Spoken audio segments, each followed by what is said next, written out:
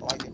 Our KL-12 NNS set up with a brand new Razor red dot from Vortex.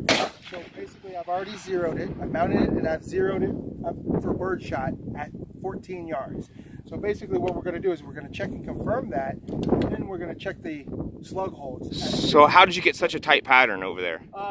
We want to check your zero on birdshot using an extra full choke. That way you can get pattern density on target and you know exactly where that choke is hitting. So you're shooting a 14-inch barrel, so extra full gave you that nice tight pattern. Could you get away with like IM or maybe full with a 19-inch barrel? Absolutely, yep. So okay. For the shorter barrels, we want to tighten up and shoot usually about a half inch. Okay, so now you have your wind engine elevation where you're happy on your birdshot engagements. Yep. And now you're going to run out the slugs? We're going to check the slugs. But before we do that, we're going to actually change the choke. Okay, I was wondering if you were going to shoot through extra full. We don't want to shoot a slug through extra full. We're going to change it out to IC. So just give me a second, we'll get that changed out. Changing out to an IC choke. I've already scouted the match we're shooting next, which is the Texas 3-Gun Championship. So I'm going to feel comfortable shooting IC choke for the majority of the match. We'll be running mixed loads and things like that. I will, however, feel confident shooting slugs through an IM choke all the way up to the IM constriction. So choke for your longest target. Yep. Feel comfortable with mixed loads up to IM. That's correct. Slugs, okay. Buckshot through IM. Okay. But you want to definitely make sure that your choke is tightened down before you shoot any stage. Okay, so that prevents choke damage, and it also makes sure that your point of aim, point of impact. That is correct. Okay. So you want to insert the choke wrench, make sure you find the notches.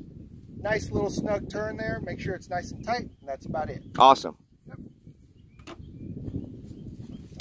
Federal true ball slugs, 1,300 feet per second, 1 ounce.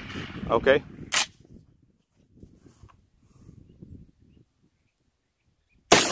Hey! Hey! There you go, guys. What kind of hold was that? That was a lower third plate. Okay, and I noticed you hit low on your shots earlier. I pulled that first one the first couple, but once I had a nice steady hold at the bottom third, it was dead center. Earlier, before we got that birdshot zero, you felt like your gun was zeroed. I felt like but you were consistently hitting high. Is that correct? Very high, yeah. So I wanted to go ahead and recheck zero using the procedure that we did and the method that we did, and now I just confirmed that with the right hold and the right zero, you can hit a slug target at 60 yards dead center. Zeroing your KL-12. You want a birdshot zero. We're going to shoot 90% plus of our engagements at birdshot targets inside of 15 yards. This right here is roughly a 14-yard zero on the center of a plate at 14 yards, shooting a tight choke so you can see the pattern. We bring the wind engine elevation in line at 12 to 14 yards, somewhere in that range. All right, guys, after you get comfortable with that birdshot zero, with that tight choke, you're going to go ahead and switch to let's call it your go-to choke for a particular match. Could be IC, could be diffusion. Now you're going to run your slugs out to a slug target. Put it at 50 yards, 40 yards, 60 yards, 75 yards. The idea is you want to know what your holds are on the slugs with that birdshot zero. So after zeroing hundreds of guns on a birdshot zero of 12 to 14 yards, you aim lower third or just at the edge of any 3-gun size target, and you're going to get yourself a hit. You're going to get a neutralized target. So our hold up close is point of aim, point of impact.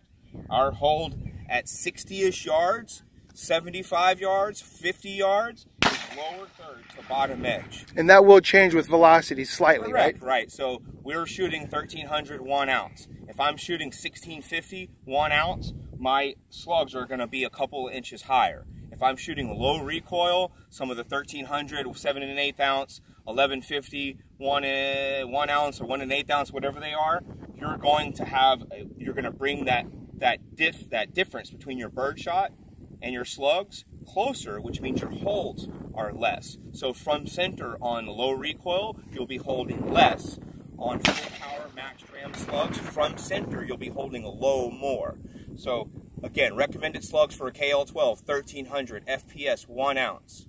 Hold lower third to the bottom edge of the target. Do not hold off the target. Neutralize.